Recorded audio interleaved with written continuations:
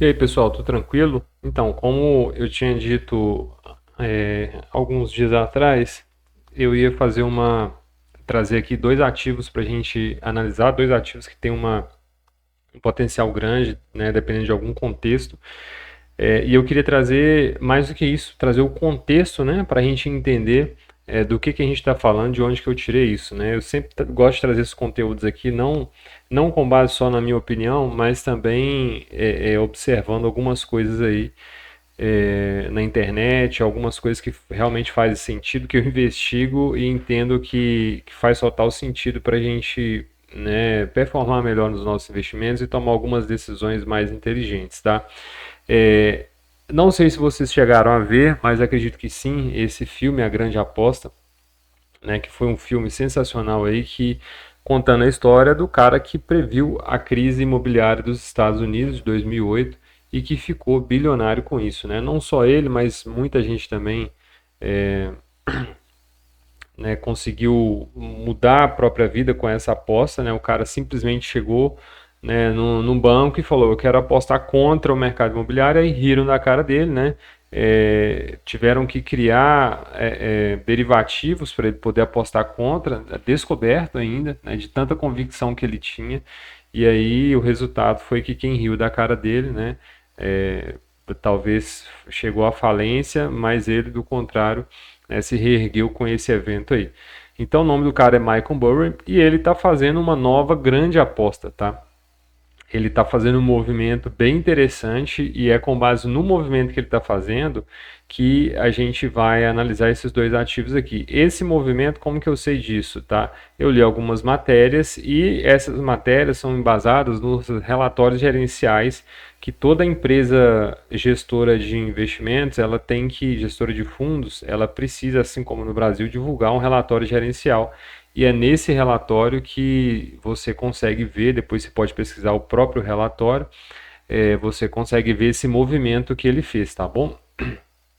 Então, qual que é essa aposta e será que isso faz sentido no contexto atual? É o que a gente vai entender aqui. Então, só para a gente entender um pouco do contexto do filme, né? Ele foi lançado em 2015, ele é um drama baseado em fatos reais, né, que expõe como alguns investidores anteciparam e lucraram com o colapso do mercado imobiliário de 2008, que foi a maior crise financeira desde a crise de 2029.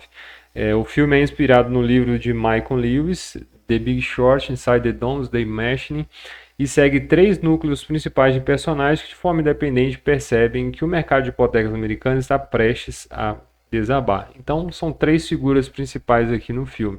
O primeiro é o Michael Burry, que é o cara que literalmente apostou contra o sistema.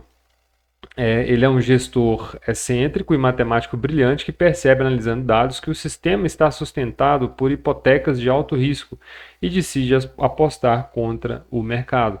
Por que alto risco? Porque na época os Estados Unidos não exigia tanta garantia assim para você contrair um empréstimo imobiliário, né? Era bem a reveria. Se você assistiu o filme, você entende que o pessoal pegava no laço quem quisesse contrair um investimento, né? E muitas vezes a pessoa não tinha condição de assumir e foi através disso que entrou em colapso, né? A galera não deu conta de pagar. Depois, Mark Baum é um gestor cético e revoltado com a corrupção do sistema financeiro que passa a investigar o colapso iminente com a sua equipe. Depois, Charlie Geller e Jamie Shipley, não sei se é assim que pronuncia, que são dois jovens investidores que descobrem a brecha e contam com o apoio de um ex-banqueiro, né, interpretado pelo Brad Pitt, para entrar no jogo.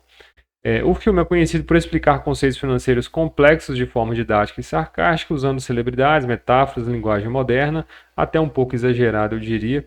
Mostram também o cinismo e a irresponsabilidade dos bancos, das agências de classificação de risco e do próprio governo, porque, como eu falei, estava assim, entregue à reveria mesmo os financiamentos habitacionais lá. No fim, o colapso ocorre exatamente como previsto. Milhões de pessoas perdem casas e empregos, enquanto poucos lucram bilhões. A mensagem é dura. O sistema financeiro é moralmente podre e nada de fundamental mudou depois da crise. Ou seja, muito do que se viu lá na época no sistema financeiro continua até hoje, tá? E aí esse aí é o cara, e essa é uma das matérias que inspirou aqui esse conteúdo, tá? Déjà vu em Wall Street, o veterano do mercado Michael Burry e a aposta da Sion contra a mania da IA. Sion, a gente vai ver, é a empresa dele, a gestora de fundos, tá? Então, qual foi o movimento recente da empresa dele, dessa gestora de fundos? Então, a gestora Sion Asset Management comprou opções de venda puts de duas grandes empresas da era da IA, a Palantir Technologies e a NVIDIA Corporation. Depois vocês podem pesquisar, especialmente sobre essa empresa aqui que não é tão conhecida, mas ela é tão poderosa quanto a NVIDIA. Então a gente já estudou opções, né? O que são as puts? As puts são as opções de venda. Quando você quer apostar na queda do mercado, né, com um risco limitado, mais um potencial de ganho infinito, então você compra puts, tá? Você compra opções de venda. São direitos de vender ações por um determinado preço. Se o preço da ação cai abaixo daquele preço que você tem direito de vender, então essa opção ela valoriza um absurdo, né? E daí que vem o seu lucro, tá? Porque aí você vai e transforma esse valor em lucro.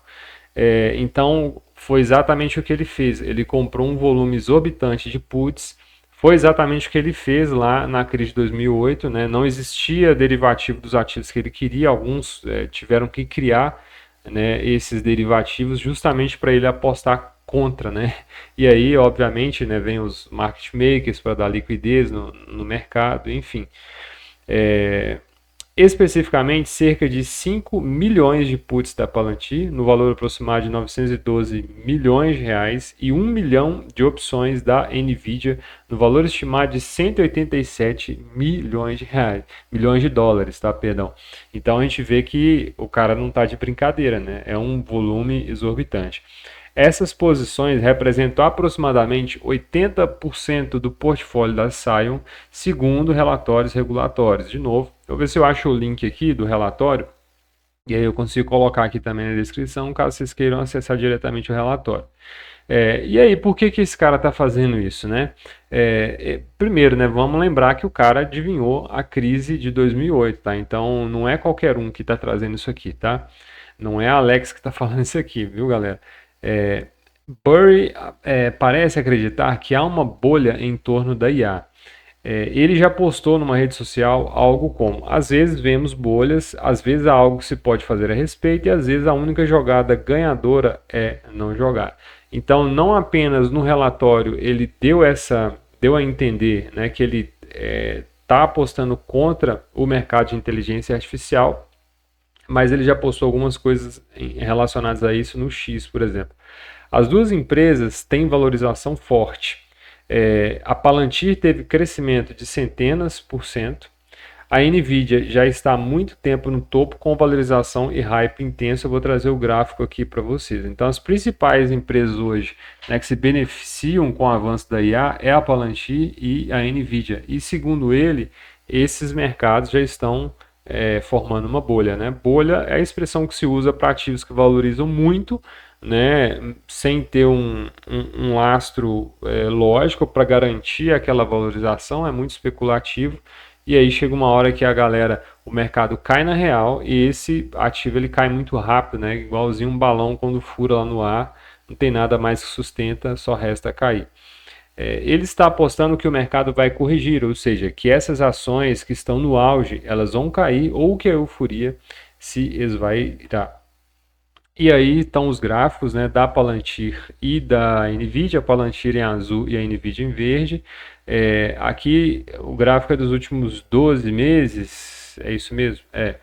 O gráfico dos últimos 12 meses, a gente tem uma valorização de 758% da Palantir e 132 praticamente por cento da NVIDIA. Então, né, vejam que é uma valorização absurda, tá? E tudo isso com base, segundo o Burry, nas expectativas relacionadas a IA e como que essas empresas vão se beneficiar, né, desse hype da inteligência artificial. E aí uma outra matéria aqui da InfoMoney mostra que, obviamente, essa posição do Michael Burry, ela gerou controvérsia no mercado. E aí o próprio CEO da Palantir, ele fez esse comentário, né, que essa grande aposta, ela é totalmente louca. Obviamente, lá em 2008 fizeram a mesma coisa, né? Caíram matando em cima do Bowie, né? As pessoas preferem ignorar certas realidades do que investigar se tem algum fundo de verdade. Quem resolveu investigar se tinha algum fundo de verdade se deu bem, mas quem criticou se deu mal, né? A gente já sabe o resultado. Então, o Alex Karp, que é o CEO da Palantir, criticou o investidor Michael Burry por apostar contra a Nvidia e Palantir, empresas líderes em inteligência artificial. Obviamente que vai ter críticas, né? O link está aqui, mas eu vou colocar depois também para vocês lerem a matéria completa.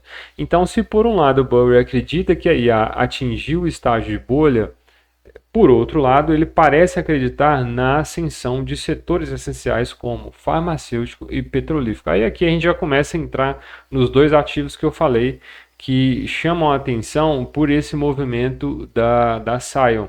Então ele não só está apostando contra as empresas Palantir e Nvidia, como ele está apostando a favor de duas empresas, que é a Pfizer e a Halliburton, que são de setores diferentes que eu vou explicar aqui. Ó.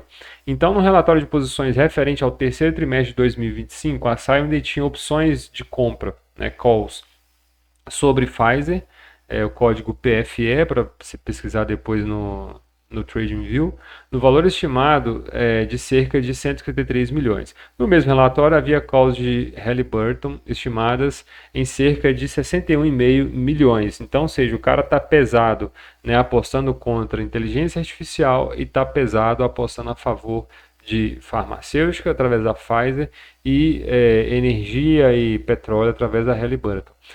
A proporção, segundo o site Waylo Winslow, Pfizer aparecia com 11% da carteira e Halliburton 4,5%.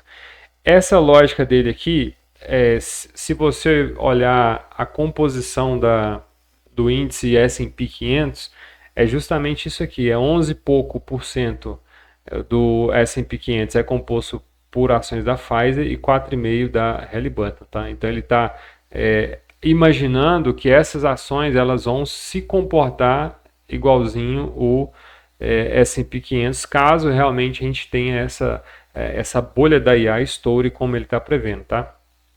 Esses movimentos contrastam com a grande aposta de Burry contra empresas de IA, tendo em vista que a sua empresa é um fundo de hedge, um fundo de proteções. Né? Então, hedge na linguagem do mercado é proteções e um dos melhores derivativos para se fazer esse hedge, o mais habitual, são as opções, conforme a gente já viu no curso que a gente fez sobre opções, tá? Opções call e put e a gente consegue fazer proteções dos nossos investimentos usando esses dois derivativos. E é justamente o que a empresa dele está fazendo. E o que isso pode significar nesse movimento? Então, a aposta positiva em Pfizer sugere que Burry vê valor em farmacêuticas ou acredita em recuperação, uma pressão de valorização nesse setor, talvez por estarem descontadas ou por uma virada de tendência. E aí a gente vai ver depois uma outra tese aqui para Pfizer, que também pode ser aquilo que o mais está chamando a atenção do Michael Burry, tá? Então, a aposta na Halliburton indica que ele também está posicionado no setor de serviços de energia, óleo, né, petróleo, possivelmente esperando que a atividade aumente ou que o setor seja subestimado. Em paralelo, ele está apostando contra empresas que para ele estão num hype elevado, né, IA, chip, etc. Então, parece estar em busca de assimetrias de risco e retorno. Se por um lado ele acredita que um setor vai dissolver, né, por outro, ele acredita que vai ter um rally muito forte. Isso reforça que não é apenas uma posição unilateral, né? Ele não está simplesmente fazendo uma arbitragem. Ele está tanto comprado em certas áreas como vendida em outras. A diversificação de setores, farmacêutico mais energia, né? Apostando a favor, versus tecnologia de ponta apostando contra, sugere que ele acredita que estamos em uma fase de mercado onde alguns temas estão muito inflados e outros temas têm mais margem de valorização. Então não é simplesmente uma arbitragem, né, que ele está fazendo, se posicionando a favor em alguns ativos e contra em outros. Ele está acreditando na movimentação desses setores, né, conforme alguns eventos que ele não especifica muito o que ele está esperando, mas que existe algumas teses sobre esses dois setores. Então, a tese hipotética de Bowery é a seguinte, né? A Pfizer seria um seguro sanitário. A Pfizer está no momento de baixo desempenho pós-Covid. Se você pesquisar o desempenho que ela teve durante a Covid, você vai ver que hoje ela está performando muito mal. As ações caíram muito após o fim da pandemia e o esvaziamento das receitas com vacina, né? O que mais impulsionou ela aí durante a Covid foi o desenvolvimento de vacinas.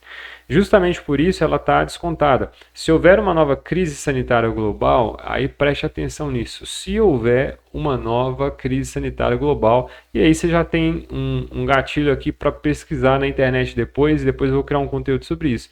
Será que a gente pode ter uma nova pandemia? Será que os poderosos construindo bunker aí reviria? Será que eles estão esperando um evento catastrófico pior do que a Covid de 2019?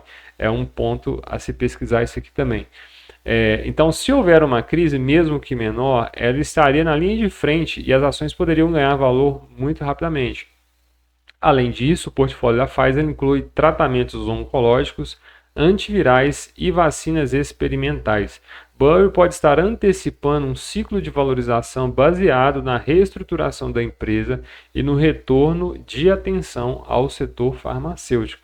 Lógico, se a gente tem uma nova pandemia, né, Deus me livre que não aconteça, mas se tiver, obviamente o setor farmacêutico vai ganhar atenção de novo e a Pfizer pode performar tão bem quanto performou lá durante a Covid-19. E aí a Halliburton, né, seria um hedge energético. A Halliburton é uma gigante de serviços petrolíferos, perfuradoras, equipamentos e manutenção.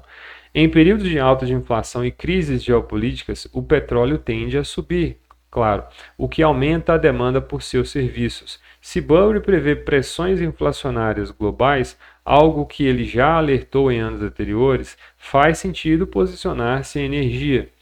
E, num cenário de nova pandemia ou instabilidade global, cadeias de suprimento afetadas e pressão em commodities também beneficiariam empresas como a Halliburton. Mas aí você fala assim, mas que pressões inflacionárias globais são essas, né? Será que está rolando alguma coisa nesse sentido? E a gente vai ver que sim. O quadro macro que pode estar na cabeça do Michael Burry seria o seguinte. Primeiro, né, a bolha da IA estoura, as ações de tecnologia caem forte, o mercado entra em aversão a risco, investidores correm para setores defensivos, saúde, energia e alimentos. A gente precisa lembrar que, especialmente quando a gente está falando de criptomoedas, né, essas ações ligadas à inteligência artificial, eles são ativos que eles são uma aposta, né? Não são ativos reais, tá? Não tem um lastro real, algo físico relacionado àquilo. É muito tecnológico, artificial, né? E virtual, por assim dizer. Então, por isso eles são muito voláteis, né? Então, no momento de estresse no mercado, cria-se aversão a risco e aí você para automaticamente de investir nesses ativos, tá? Porque eles são ativos de risco, tá? Pode trazer um grande lucro, né, de repente, como também pode trazer, né, uma grande perda. Por isso que eu nunca aconselho você colocar, né, uma criptomoeda, por exemplo, como seu principal ativo da carteira. O ideal é ter uma taxa pequena. E aí, terceiro ponto, né, a inflação persiste ou volta com força. O petróleo e energia vai subir nesse caso. E uma possível nova crise sanitária ou mutações virais. Se isso acontecer, farmacêuticas se valorizam rapidamente, né? Pfizer e Halliburton, portanto, seriam duas proteções complementares. Vamos lembrar que a empresa dele foca em hedge, tá? Então, uma vai proteger contra crises sanitárias e medo global e a outra contra inflação e instabilidade geopolítica, tá? Então, esse seria o cenário macro na cabeça dele. E aí, como eu falei, né, existe alguns pontos a mais que a gente precisa observar para a gente entender se faz sentido essa ideia dele de usar a Pfizer e Halliburton como ativo de proteção. Então, falando um pouco da Pfizer, né, essa matéria aqui eu vou compartilhar o link também para vocês verem depois, mas aqui só um resumo.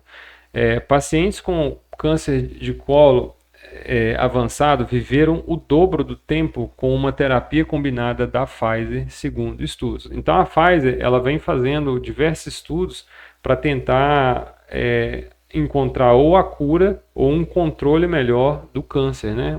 Trazer com alguns medicamentos uma qualidade de vida melhor e uma sobrevida maior para pacientes com câncer, tá? Então esse é um segundo ponto, né, que ela está se desenvolvendo muito, que pode estar também na ideia do Burry, embora ele não tenha falado isso. Então, os pacientes que receberam o tratamento combinado viveram em média cerca de 30 meses, em comparação com cerca de 15 meses para aqueles que receberam quimioterapia padrão. Então, são medicamentos que estão saindo melhor do que o tratamento por quimioterapia. Além disso, a Pfizer declara que cerca de 40% do seu investimento em pesquisa e desenvolvimento vai para oncologia, para a área do câncer. Ela possui mais de 50 programas em desenvolvimento na área de câncer, incluindo moléculas pequenas, anticorpos, terapias-alvo e mais de 25 novas entidades em seu portfólio. Recentemente, ela adquiriu a Seagen Inc., uma empresa especializada em terapias de câncer, por cerca de 43 bilhões de dólares para fortalecer ainda mais seu portfólio de oncologia. Então você vê que ela está investindo pesado nisso, né? Nessa área de câncer. Ela firmou acordo de licenciamento com a chinesa 3S Bio para desenvolver fora da China o fármaco candidato contra o câncer, que tem essa sigla SSG7707, por até 6 bilhões em pagamentos. Então a gente vê que ela está investindo pesado, né? Além de ser uma empresa que pode se valorizar muito se a gente tiver uma nova crise sanitária, ela também vem desenvolvendo bastante na cura do câncer, né? Ou em desenvolvimento de medicamentos contra o câncer. Só que a cura do câncer, ela obviamente não é garantida, mas é uma grande oportunidade, né? E a gente vê que a Pfizer está vendo isso como uma oportunidade, tanto que ela tem explorado isso, né, como a gente viu, muito a fundo. Cura para o câncer é um termo forte. Câncer não é uma única doença, elas são muitas doenças. A Pfizer foca em vários tipos: câncer de mama, geniturinário, hematológico e torácico. Mesmo com start promissor, o desenvolvimento de fármacos pode falhar até em fases avançadas. Então, ter um portfólio grande ajuda, mas não elimina o risco dela de falhar, obviamente. Se a Pfizer obtiver sucesso em terapias de nova geração, o impacto do mercado, o impacto financeiro pode ser enorme, e é aí que a tese de aposta entra. Então, além de, né, se houver uma crise sanitária, ela se beneficia, ainda há essa grande oportunidade no portfólio dela, que ela tem investido pesado, tá? Então, como que isso casa com a tese do Michael Burry? Se ele está apostando a favor da Pfizer, ele poderia estar pensando algo como: bom, a Pfizer está subvalorizada, em parte porque o mercado está mais focado em tecnologia e menos em negócios reais de saúde, que são morosos. Se a Pfizer conseguir um rompimento significativo no câncer, isso seria um catalisador de crescimento forte, elevando receita, lucro futuro e justificando uma valorização muito maior. Então, não apenas se a gente tiver uma nova crise sanitária vai valorizar, mas se isso aqui também acontece, se isso aqui também dá certo, se ela tem um desenvolvimento grande nisso, vai ser melhor ainda. Por quê? Porque vai ser algo real, né? Em um cenário de crise, né, pandemia, etc., empresas farmacêuticas bem posicionadas ganham visibilidade e apoio político regulatório, o que pode acelerar acesso, aprovação, vendas e por aí vai. Se outros setores derem errado, setores como saúde podem se tornar um porto seguro. Talvez é isso que o Burry esteja de olho, tá?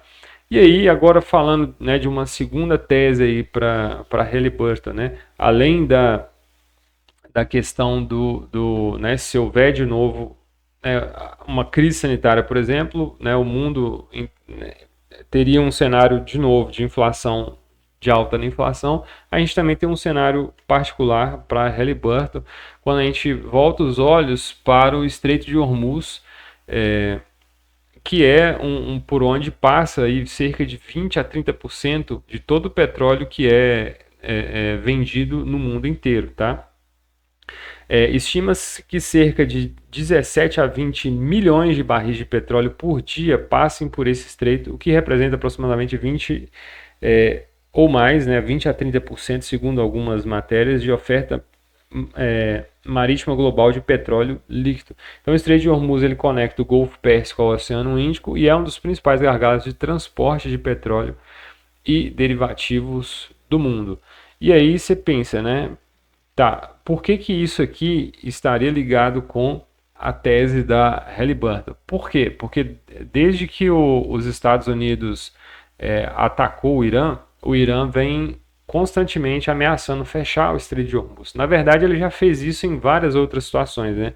Porque o Irã não é um país que tem muito como se defender, né, de algumas coisas, e como ele está lá pertinho, ele ameaça fechar esse estreito. E aí a gente vai ver que se isso acontece, vai ter um impacto significativo na demanda de petróleo do mundo inteiro, porque não vai ter oferta, né? Então a demanda vai aumentar muito e aí, obviamente, o petróleo iria valorizar, né? Mas por que que poderia acontecer esse fechamento parcial ou total? Então, o Estreito de Hormuz ele não seria fechado por capricho. Ele seria fechado como reação violenta aqui. Ataques ao Irã, como a gente já falou, sanções sufocantes, escalada regional, conflitos com rivais árabes, ações de grupos terceirizados. A gente se pergunta, isso aqui está acontecendo lá no Irã? Na região lá? Está acontecendo, tá? Então, não é capricho a gente pensar nisso, tá? De fechamento parcial ou total do Estreito de Hormuz. O Irã tem poucas formas eficazes de responder a ataques inimigos e sanções geopolíticas sem entrar numa guerra total. É o desespero, né? Uma dessas formas é justamente tentar fechar o Hormuz sem que seja parcialmente, né, nem que seja parcialmente, para chutar o tabuleiro da economia global. E eles sabem, obviamente, que se eles conseguirem fechar, eles vão afetar o mundo inteiro, né? Uma das armas, né, maiores que eles têm é causar um caos mundial, né?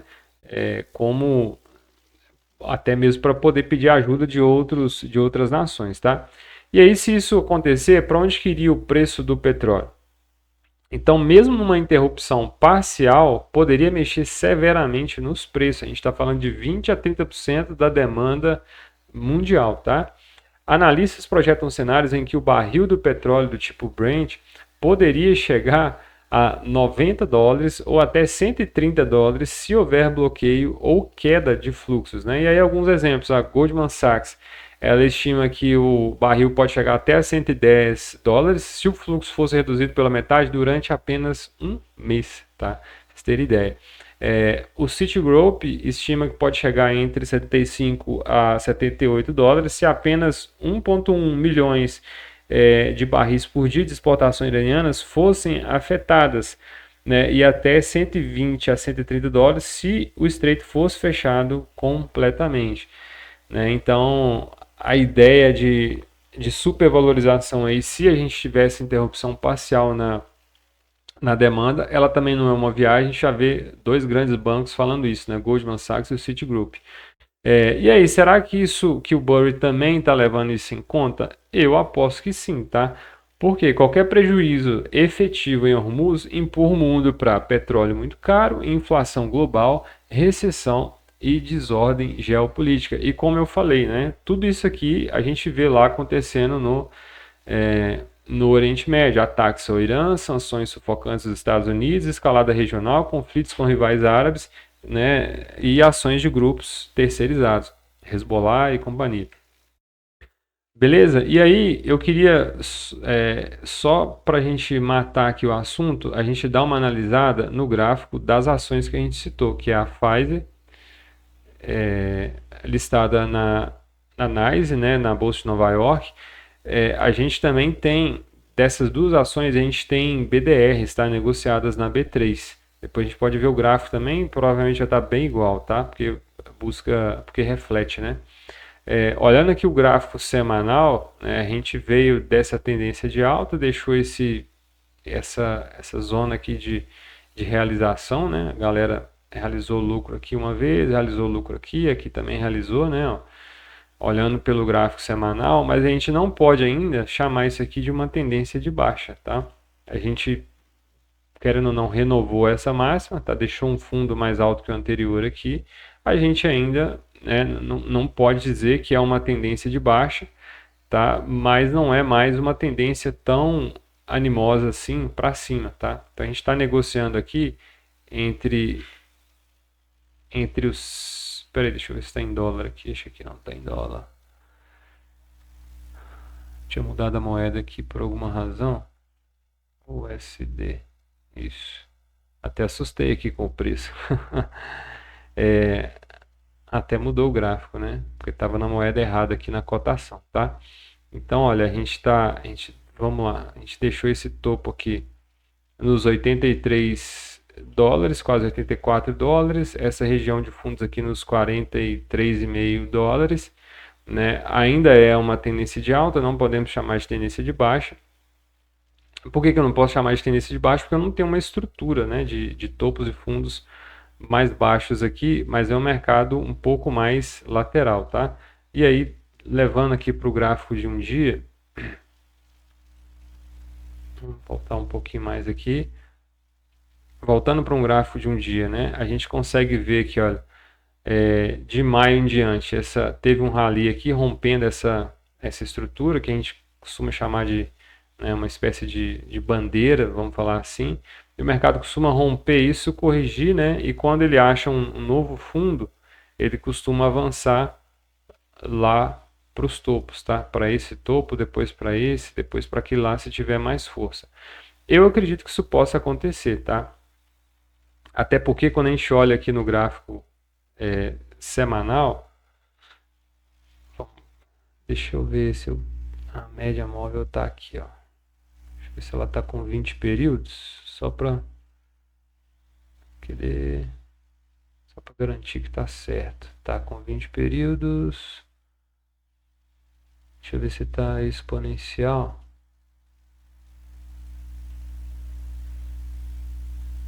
Não, é isso mesmo, está certinho. Não é, EMA é média exponencial. A gente vê, olha, que é a primeira vez que o mercado ele consegue deixar algumas barras, né, negociando aqui abaixo da média, tá? Normalmente isso é uma correção mais profunda, é uma realização de lucro maior. A gente já vê que o mercado achou fundo aqui nessa região por 2 vezes, tá? Então eu acredito que a gente pode ter uma tentativa de teste lá para cima, tá? Aí a gente tem que acompanhar os próximos dias, né? Então isso aqui pode ser um suporte realmente, né? Especialmente se a gente tiver mais reação compradora aqui, pode ser realmente um suporte, a galera buscando esses próximos alvos aqui. E aí, né, falando né, do histórico dela aqui, se a gente pegar desde lá de trás, ó, vou pegar, deixa eu ver se todos, não, agora virou para o gráfico mensal. Se a gente pegar desde o início dela aqui, olha, ela está até agora valorizando aí 167%, tá? A gente vê que não é né, uma alta tão forte assim. A partir de 2021, né, ela começou a corrigir, né, descontou bastante no preço. Quando a gente olha aqui o gráfico mensal, a gente tem uma noção ainda maior de que ainda é uma tendência de alta, né? O mercado está em período de correção.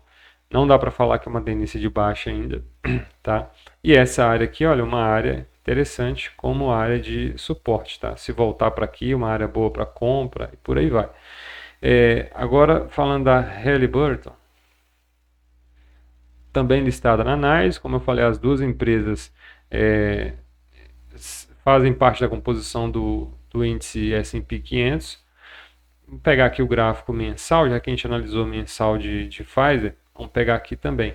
Então a gente vê que teve uma alta também, né, um pico ali nos 74 dólares, né, porém ela correu de lá daquele pico, né, e chegou a fazer um fundo lá nos 4,53, tá? Isso foi a partir de 2014 em diante, aí ela deu uma recuperada. Então, desde o início, ela está valendo aí seus, né, a gente acha que é pouco pelo gráfico, mais de 1000% de valorização, tá?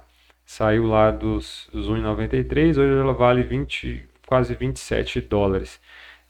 Então, fazendo uma análise aqui mais próxima, né, da realidade aqui, para quem está interessado em entrar. Bom, a gente deixou esse nível de resistência gente pode até deixar assim, né?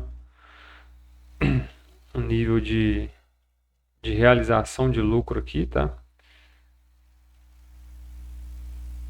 Um nível nítido aqui de realização de lucro. Por que que deixa esses topos? Porque muita gente chegou lá, resolveu vender, tá? E aí você vê o mercado fazendo essa, essa pegadinha aqui, né? Muita gente que vendeu por aqui, vendeu por aqui, vendeu por aqui, eles colocam os stops, né, por aqui, né, os especuladores, né, o mercado consegue avançar para lá, tira essa galera do jogo e aí começa de fato, né, os grandes investidores a fazerem lucro e jogar o mercado para baixo, tá? Então a gente pode dizer que tem uma tendência de baixa, que é o mercado vendido, pode, tá? Porque ela tem uma estrutura de topos e fundos menores aqui no gráfico semanal, tá? Então, se você falar assim, ó, qual que é a tendência macro aí, pelo menos para quem opera, né, a médio prazo, seria uma tendência de alta? Não, para mim já é uma tendência de queda, tá? A gente tem uma outra região aqui de realização de lucro, ó, né, uma outra resistência aqui bem nítida, né, mais baixa do que a anterior. Isso é outro sinal aí de um mercado em tendência de baixa, tá? Deixa eu só apagar um bocado dessas coisas aqui, para não ficar embaçado. Beleza, e aí a gente deixou essa outra resistência aqui mais baixa, tá? E estamos caindo, ó. Olha esses últimos meses aqui, né? Muitas barras negociando abaixo da média, agora conseguiu ir acima, tá? De jeito nenhum a gente compraria nesse cenário aqui, tá? A gente esperaria pelo menos um fundo duplo, né? Um teste aqui de fundo, alguma coisa nesse sentido aí, tá? Então, quando a gente joga lá no gráfico de um dia, o que que a gente observa, né? Aí, obviamente, né, mais nítido ainda, uma tendência relativamente forte de queda, o mercado, né, há muito tempo que não conseguia negociar acima da média, agora está conseguindo. A gente até pode ver um canalzinho aqui, né, um canalzinho ascendente, rompendo acima dele, pode ser um sinal de clímax, né? Foi longe demais e pode inclusive começar a corrigir mais aqui, tá? Então, onde que a gente compraria isso daqui, se eu tivesse que apostar, seria num eventual teste dessa área aqui, tá? Acredito que o mercado, sempre que o mercado vai virar uma tendência, ele faz uma tentativa de voltar para o que ele estava fazendo antes, né? E essa tentativa a gente viria com, deixa eu tentar melhorar aqui, essa tentativa a gente viria especialmente com o rompimento disso aqui para baixo, tá? Reduzindo aqui, se o mercado tentasse fazer isso aqui, né? Vir lá embaixo e falhasse, aí sim eu compraria, né, para pegar essa alta aqui. É lógico que eu estou falando de negociação, tá? De comprar no melhor preço para poder sair no melhor preço, né? Uma negociação. Mas quando a gente está pensando em investir naquele ativo, especialmente a longo prazo, então a gente basta ter uma boa tese, né? Porque aí você não vai nem posicionar stop loss, você vai comprar para entrar nas correções, você vai comprar mais, né? E vai montando a sua carteira, tá? Como eu falei, essas duas empresas elas têm BDR na B3, deixa eu achar aqui. Tinha um jeito de filtrar isso aqui, cara. Deixa eu ver se eu acho. Eu acho que é Rally 34. Geralmente as BDRs terminam em 34. É isso mesmo, ó. Halliburton 34. Tá valendo aí os seus US$ 143. A gente vê que não tem muita liquidez, né? Obviamente, nunca que uma BDR vai ter tanta liquidez como um ativo de origem lá nos Estados Unidos. E a Pfizer, acho que é PFE 34. Deixa eu ver. Não, não é não. Deixa eu ver se eu acho aqui. Deixa eu pôr 34, ver se vai dar aqui, mas eu acho que não. Antes dava para filtrar aqui por bolsa, sabe? Mas não tô vendo essa forma. Deixa eu ver aqui. PF 34, deixa eu ver, não. PFZ 34 também não. Pera aí. Pfizer BDR. Aqui, ó. Uhum. É.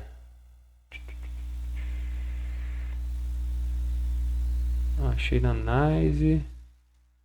Eu não tô conseguindo encontrar o BDR dela na B3, mas eu sei que tem, tá?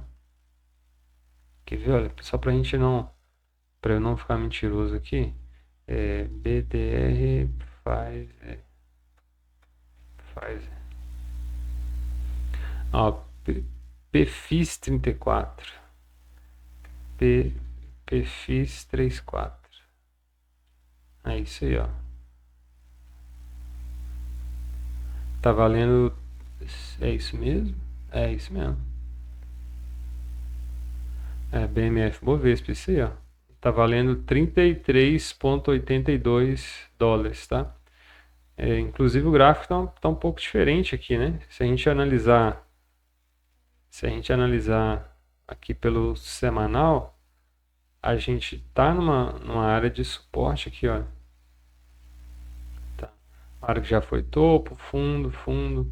A gente está revisitando aqui essa área de suporte.